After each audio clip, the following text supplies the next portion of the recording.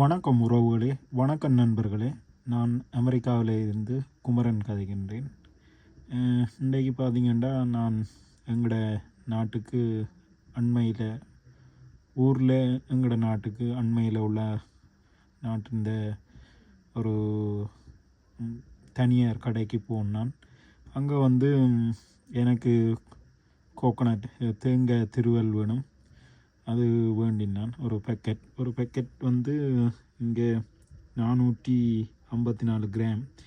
இது வந்து சாதாரணமாக சில டைமுகளில் வந்து போக்குவரத்து பிரச்சனைகள் காரணமாக இது இந்த விலை வந்து ஏறும். சில நேரங்களில் நார்மலாக இருக்கும், சில நேரங்களில் ஓகே. அது நார்மல் ப்ரைஸுண்டா $350. சில நேரங்களில் எதுவும் போக்குவரத்து பிரச்சனைகளாக இருந்து வரத்து குறைவுண்டா இது வந்து $455 வரைக்கும் போகும்.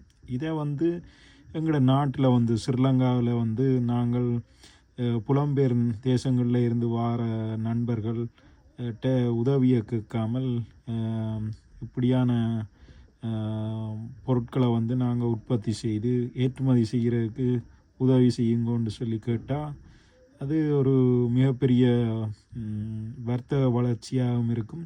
இதால் வந்து நாங்கள் எங்களோட உள்நாட்டு உற்பத்தியை வந்து பெருக்கிறதுக்கு நல்ல ஒரு சந்தை வாய்ப்பாகவும் இருக்கும்.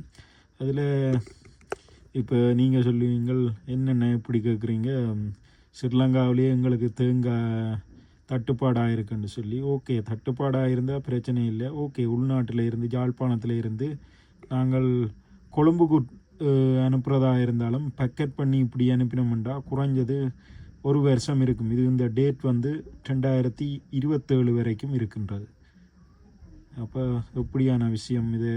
தூர நோக்கு பார்வையோடு பார்த்தா மிகப்பெரிய ஒரு வளர்ச்சிக்கான வெற்றிப்படியாக இருக்கும். நன்றி, வணக்கம், சப்ஸ்கிரைப்.